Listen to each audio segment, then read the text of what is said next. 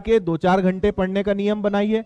आपको लग रहा है कि आप 2-4 घंटे अच्छे से पढ़ पा रहे हैं तो उसको बढ़ाते जाइए, लेकिन 10 से 12 घंटे का एक अच्छा शेड्यूल बनाइए, जितना आपको कंफर्टेबल हो उतना करिए। लेकिन एक बात आप समझ लीजिए कि अगर आप मेहनत करेंगे, अगर आप पढ़ाई करेंगे, तो आप किसी पे एहसान नहीं कर रहे हो।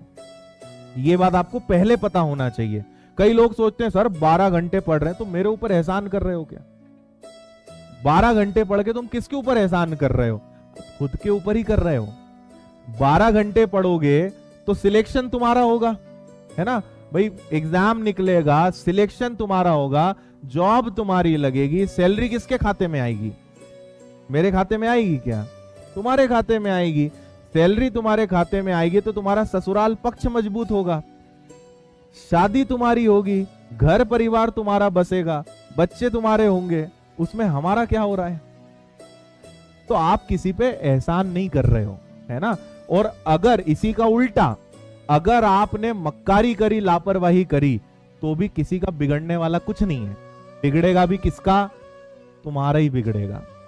इसीलिए जो आप करेंगे उसका अच्छा या बुरा परिणाम आपको ही भुगतना है, उससे हमें कुछ नहीं होगा, है ना। ना आपके साइड वाले को, किसी को फर्क नहीं पड़ना है, आपको ही उसका, अपने कर्मों का फल आपको ही भोगना है ना।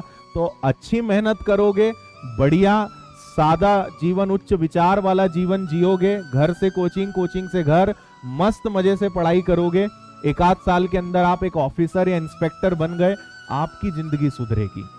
मक्कारी करोगे, बुरी संगति में पड़ोगे, 17 प्रकार के दूसरे कामों में लगोगे, जीवन आपका बर्बाद होगा, भविष्य आपका बिगड़ेगा। इसलिए आप कभी किसी पे एहसान नहीं कर रहे हैं, खुद पे। इसलिए इंसान किसी को भी धोखा दे दे, खुद को कभी नहीं दे सकता।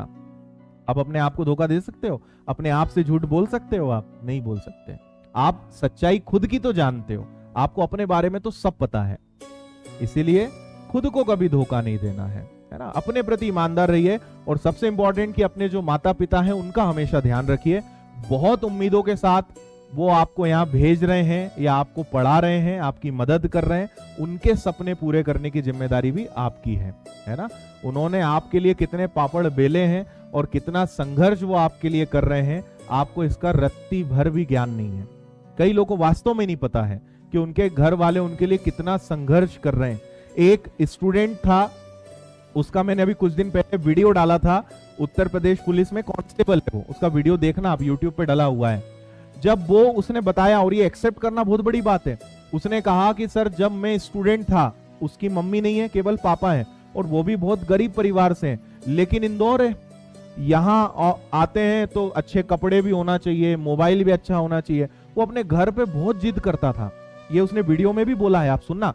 अपने घर पे बोलता था पापा मोबाइल चाहिए, तो पापा ने कहा कि बेटा देख ले यार, 1000-2000 का ले ले, अपनी फोन पे बात हो जाए, इतना बहुत है। बोले नहीं, 15,000 का चाहिए, कपड़े भी अच्छे चाहिए।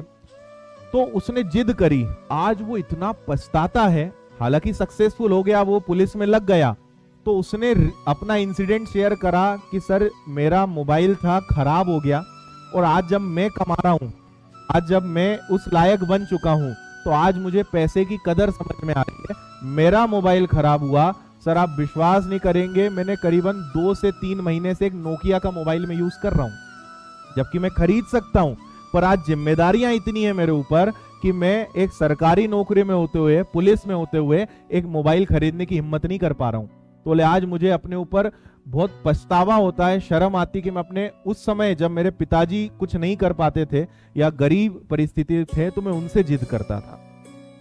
तो कोई भी चीज के हमेशा ना दोनों पक्ष देखिए।